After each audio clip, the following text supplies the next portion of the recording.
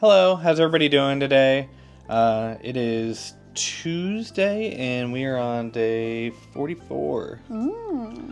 So, still going strong, and woke up early this morning. She had to wake up extra early because she had to leave. 4 a.m. Yeah, I had to pick somebody up for work today. Yeah. You know who you are? And we had to... I started cooking before you woke up, and then... So once he woke up, the food was just ready. Yeah. So, thankfully I had my eggs and bacon nice and early. So, it's... For me, predominantly, and I mean, I guess you on some days, but I guess I've been kind of doing like a sort of intermittent fasting where I'm not really eating anything for lunch. I had a Baby Bell cheese, but I'm essentially right now just eating at, 5 o'clock in the morning and then not eating until, most nights like 5 p.m. Yeah, which I see a lot of people who do that anyways, or even like one meal a day, but a lot of people who do 2 meals a day, which I think in the first like 30 days or so, I mean, you were more used to doing that anyways. Yeah. But in the first 30 days or so, I don't think that I really felt like I could, but now like throughout the day while I'm at work and stuff, I don't really feel like I need to eat. So I do sometimes, but it kind of just depends on the day. Yeah. Outside of that though, we thought it would be helpful to give out some tips. One of the things that we really struggled with before transitioning into this diet was a lot of research into how this diet specifically affects somebody that has diabetes. Specifically type 1 diabetes. Yeah, specifically type 1 diabetes, just because there's a lot more that goes into the day-to-day and all that other stuff. So Kristina actually came up with a list of some of the things that, either that's been beneficial or things that she's noticed and has kind of had to personally adjust to on the fly since being on the diet. So so I would say like some advantages. So with being type 1 diabetic, obviously, I have to take insulin to, cover any like fluctuations in blood sugar. Whereas, type 2 may be on insulin or may just be on pills. They may be producing their own insulin. Sorry, not trying to give an entire science lesson. However, I just want to make sure, that there's an understanding. Type 1 diabetics, like, we don't make our own insulin, so we have to inject no matter what. So even if I didn't eat anything at all, I would still have to give some amount of insulin during the day, just for fluctuations in my blood sugar. So things that are good. So obviously with eating less carbs, less insulin. So, I mean, that equates to like less cost, unless you're like me and just keep your prescription how it is. So you just have extra insulin stacked up. So, which is what I decided to do. But I go through a lot less insulin now than I used to. I actually have less insulin. I have less bolus insulin, which is insulin that I'm giving for like food I'm taking in, than I do basal insulin, which is just like the constant amount I have running in my pump throughout the day, which is not typical, but it's good. So my blood sugars are pretty steady for the most part. I would say I can go a whole day. Most days I go the entire day with my blood sugar being somewhere between 80 and 100, which is, ideal, like non-diabetic range. So, that's, almost unheard of as far as, any like standard diet that Americans are eating, especially the diet suggested by the American Diabetes Association. No shade, but but that's kind of rude. One thing with like blood sugars being able to stay between that 80 to 100 range.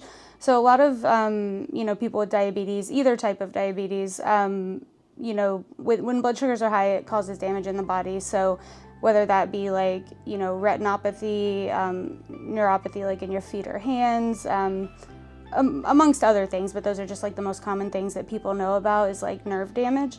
It's always been said that nerve damage can't be reversed, or, those like nerves can't be regenerated. It can't be helped. Like once you get to a certain point, you're there and you can just try to like stop it from getting worse.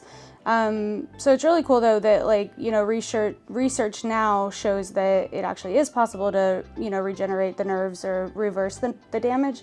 But it's imperative that you have like blood sugar controls where you have like non-diabetic numbers. So all of that to say that I do feel like this way of eating is the most easy way to be able to achieve that. Whereas if you're eating carbs, you're having to like guess, you know, kind of what you're giving insulin for. You know, your blood sugar gets too low because you guessed too many carbs and so you gave too much insulin and now your sugar's low and then you have to eat to bring it up and then it goes high. And those swings are what really like causes the damage in your body. So I would say, and I'm not a doctor, but you know, long enough on this diet to where your blood sugars are in that like 80 to 100 range is where you're going to start seeing like optimal healing. Even though it'll take years to regenerate, obviously it's not like it'll happen overnight. It took a long time to cause the damage, but that's where you have the most opportunity, I feel like. And I've been feeling really good. So with my blood sugars being in that range, I would say, and you can probably, you know, like attest to this too, like I feel like I've had more like steady energy, not as many like, even like mood, you know, differences. Like when my blood sugar's low, like I can get cranky. If my blood sugar's high, I get really sleepy. So I haven't had a lot of that. Like I feel like it's been way more consistent with like energy and mood. Do you feel like? Yeah, and even like energy crashes or whatever, like after, and like sometimes you would even get it before it would even register like on your pump or anything like that. So before you would even know. Yeah. But yeah, even though I wasn't diabetic, but I agree, like having the consistent energy and also, you know, anxiety, depression, some of those things I feel like were huge. And yeah, for both of us. Yeah, for sure. Yeah. On the diet, so how often were you going through a vial of insulin before we started the diet? So 1 vial of insulin I feel like would usually last me 4 changes of my cartridge, and that'd probably be about 1 every 15 days or so. So my prescription is 2 vials per month. So right now I am going through, I feel like I could easily be going through 1 vial every like month and a half. So I mean, it's stretching like 3 times further than, you know, it would have before. So I'm getting a lot stocked up. So that's huge. Yeah, it's definitely a big deal. And yeah, so the thing with there's a lot less guesswork. So there's a little bit of guesswork starting out. So like if you're somebody who is type 1 diabetic and looking to start the diet, there is some guesswork. There's a lot of, you know, honestly, like Facebook groups, different, you know, like TikTok accounts, stuff like that you can, you know, get some information from. But as far as like, you do still have to dose insulin for the protein you're eating. The protein gets converted into sugar, but it takes longer for it to hit your blood sugar. And so you basically, I know some people, you know, have like long-acting insulin or R insulin if you're, you know, giving manual shots. But if you have an insulin pump, you can use like an extended bolus or an extended delay. So what I have read, and then also what I've been doing that actually does work, is you take the amount of protein you're eating. So like say you're eating 40 grams of protein in a meal, you take that and divide it by 2. So the 20 grams you would get for that as if it were carbs. So if you get for 20 grams of carbs and then do an extended bolus to where it releases over a 2-hour period, because the protein is going to take, you know, that long to release. I usually do 25% up front to where it gives me that right away, you know, for an initial rise, but then the 75% over a 2-hour period.